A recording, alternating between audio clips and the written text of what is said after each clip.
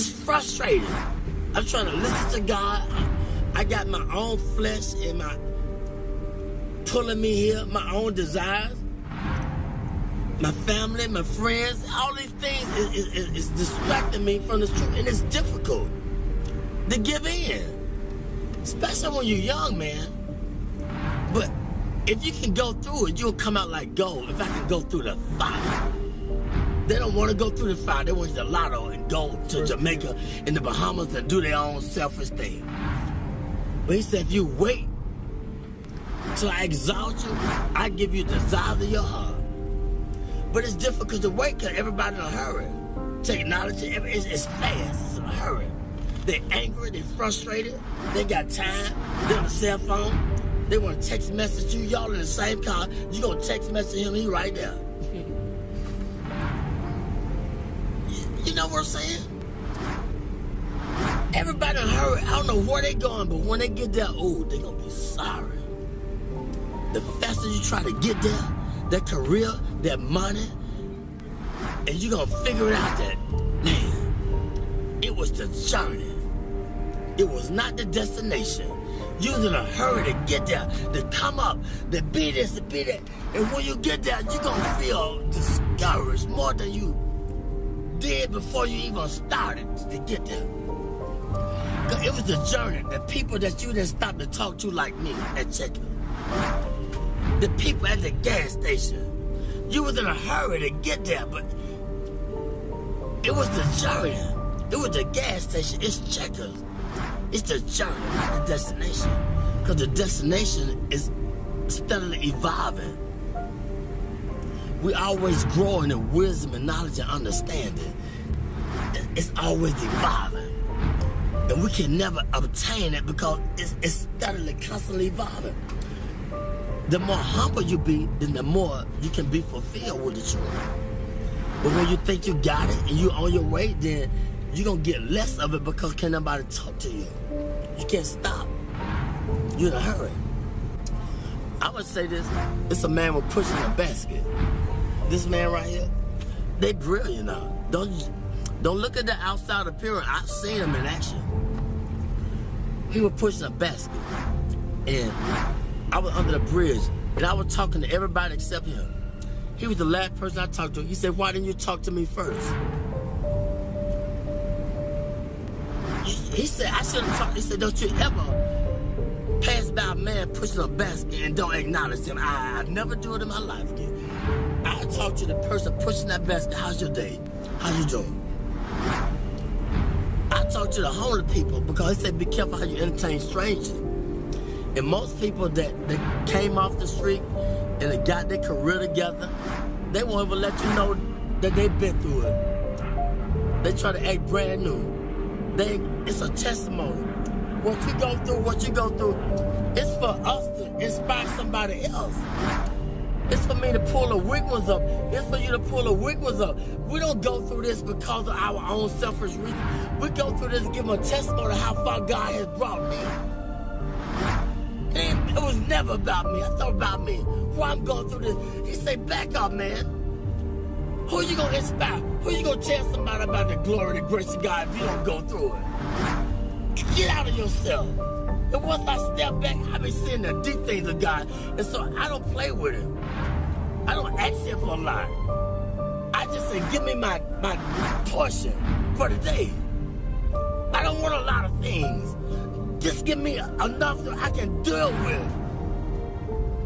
He said, I give you, but fulfill your bond greater than you can ever ask. I know what you desire. I know what you need. But Lord, give me my portion where I can be grateful, where I can be thankful. They unthankful. They unholy. They ungrateful. They got a job. They don't want the job. They got 40 hours. You can't work on Saturdays. You can't work on Sundays. Now you got 3 days. They always complaining and griping and murmuring. Stop it. He said, be grateful with the little things. And wait, and I put you there. But he gonna put us in a place where they appreciate me in the job. I don't hate going to work. I gotta watch my back. They backstabber. You making the money, but I can't go to that job because I gotta watch my back. They hate us. Put me somewhere where I love going to work. I can get up and they appreciate my work, and I blend in. God say, I'm gonna put you there, but if you wanna get it, go ahead and get it. What do you think about haters? That's a part of the balance in life. They hate. They don't know why they hate. Tell them why they hate sometimes. They don't know they hate. It's just standard thing. They get angry. He taught. Every way we taught them. They hate. They don't even know why. Because they don't about to teach them. They don't about to take time to let them know why they're doing things they're doing. And that's the whole purpose of life. Let them know what they're doing wrong if you see it. I always knew I was doing wrong. What about when they showed me long suffering? What about when they forgave me, but I can't forgive him? He did. He made a promise. I made a promise. I didn't fulfill it. They didn't go off on me. Well, I got to go off on him because he didn't fulfill his commitment. That's wrong. You got to teach. They don't know. The only God they know is through you, through your experience. They don't know about church because you can't go to church because it's a business. And all the church people, it's a clique, it's a club. And they done forgot about God, it's a business. Look here, it's just the world. Ain't nobody being bold and talking about God because don't pray in school, take the prayer out of school, all these things, it's the world. We're getting in a time where God is not popular no more. And if you talk about it, I don't believe in Jesus. I don't believe in God. I believe in this. I don't care what you believe in. Let my spirit speak for me. Let my action. But it was a time when I was just a hearer and not a doer. We got to balance out. You got to go through the fire in order to be a doer too. You're going to be a hearer, then you're going to be a doer. But don't let people throw you off your journey. You can't beat nothing. It's between your relationship and God. They can't understand you all the time because you're trying to figure out your way. I'm trying to figure out my way. I can't prove nothing to them all the time. I don't need them to figure me out. All I gotta do is just be patient and do what was in my ability, my boundary. I don't need to outstep my boundaries. I ain't gotta prove nothing to you. You didn't feel me? No, you can't gonna feel me. I can't put the expectation on you. I don't always feel me, understand me. So that's wrong. Be humble. Acknowledge him in all your ways. When I do wrong, I said something wrong to offend you, forgive me. I gotta say it right away, get it over with. If I offend somebody at work, look, if they persecute me, look at God trying to strengthen me to show them who I serve. I say I believe, I'm walking with it. Well, teach them. They don't know. They don't know why they're doing that, why they're doing that to me. Let your light shine among men. They might glorify your Father in heaven. It's real, man. I experience it all the time, 24/7. But I asked for it. I wanted to be a preacher when I was 6, but I didn't know the price I had to pay. Much wisdom, much grief, much sorrow. Ain't no other way you gonna get it. But if you can just go through the fire, you'll be like gold. The first thing they do when you go to a pawn shop and take it, what they do? How do they determine if it's gold plated or what? What they do? What kind of test they take it through? When you take the jewelry to the pawn shop, how do they determine if it's real or fake? They put it through the acid test. They put the fire upon it. This is how we know if we're real or fake. We're gonna go through the fire. You're gonna have disagreement with each other, but it's okay. You're gonna be friends, but if you have a disagreement, it's just a different agreement. That don't mean you ain't gotta see her no more and talk to her or talk to her or whatever. I want to go to work. I don't want to go to work because they stressing me out on the job. You feel me? They ain't receiving me with my full potential. And I don't know why I don't want to go to work. I got to understand why. Why I don't want the job? Because something ain't right. And I got to acknowledge it. I ain't going to sell my soul for the job. God said, I'm trying to put you over here, or I'm trying to let them know through you, let your light shine. But I'm hating on them because they ain't feeling me. They don't understand me. Hey, man, you got to teach them. You see how they flee? Yeah. They want $1, want a quarter. He could have got everything that he needed if he just would have been patient, but it's okay. You recording this? Yeah. It's okay. I'm telling the truth. It's all right. I thank God for you. Y'all a blessing to me.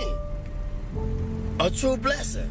I ain't got nothing to hide. My burdens are heavy, but when I'm weak, he's strong through me. He speaks through me. The weaker I get, the more frustrated I get with my life, and I did this, I did that, then the more he speaks through me, the more he takes control of me. That's just where he wants you at.